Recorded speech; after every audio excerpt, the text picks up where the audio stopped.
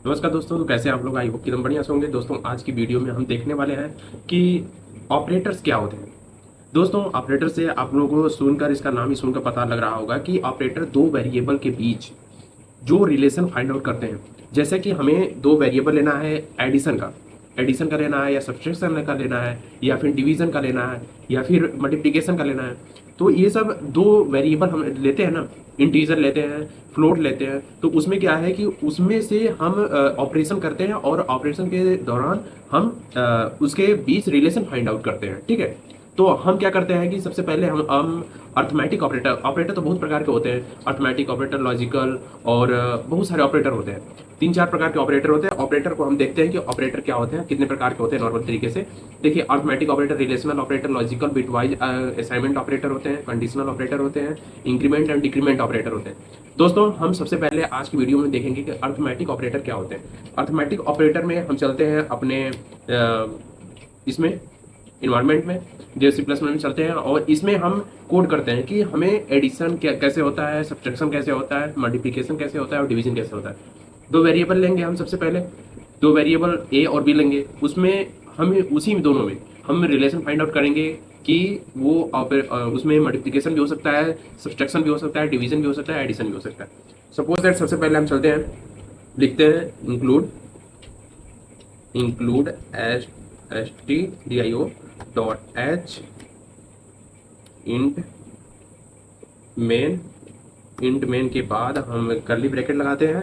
उसके बाद हम नीचे आते हैं। नीचे आकर हम देखते हैं कि हमें क्या करना है। हमें दो वैल्यू लेनी है इंटीजर में। ठीक है, हमको इंटीजर में वैल्यू लेनी है, तो हमको ए लेना है इक्वल टू हम कितना लेते हैं, 20 ले लेते हैं सपोज दैट। ठीक है, और इंट बी इक्वल टू कितना लेते हैं, सपोज दैट 10 ले लेते हैं। ठीक, अब हम इसमें आगे क्या देखेंगे कि हम दो वैल्यू ले लिए, ए और बी, दो वैल्यू लिए हम। तो इस दोनों वैल्यू में हम क्या करेंगे कि हम एडिशन करते हैं सबसे पहले। ठीक है, एडिशन करने के लिए क्या करते हैं हम कि हम इसको और नीचे लेते हैं। एडिशन क्या क्या होता है कि ऐड लिखते हैं, add equal to A plus B. ठीक, और ये सेमीकोलन लगा दिए। दोस्तों हम एक चीज यहाँ पे देखेंगे, सपोज दैट मान लीजिए कि हम एडिशन लिख दिए, सब्सट्रैक्शन लिख दिए ए माइनस बी। ठीक है, ए माइनस बी लिख दिए, और मल्टीप्लिकेशन यहाँ पर लिख दिए ए इंटू बी। ठीक, अब यहाँ पर डिवीज़न लिख दिए, division equal to A by B. ठीक है, इतना लिख दिए। अब उसके बाद हम लिख देते हैं यहाँ पर प्रिंट एफ। ठीक, उसके बाद करली ब्रैकेट में हम क्या, इसमें कॉमा में क्या लिखेंगे, कॉमा में हम लिख देते हैं कि सम ऑफ टू नंबर। ठीक है, सम ऑफ टू नंबर लिखकर यहाँ पर परसेंट डी लगा देते हैं, और डॉट बैक स्लैश एन लिख देते हैं यहाँ पे। उसके आगे कॉमा देकर हम क्या लिखेंगे, ऐड लिख देते हैं। ठीक है, एक चीज़ हम यहाँ पे देखेंगे, सब हम इसको सब पूरा लिख देते हैं। पूरा लिखने के बाद एक बार रन कराकर आपके सामने हम देख लेते हैं कि क्या ये दे रहा है।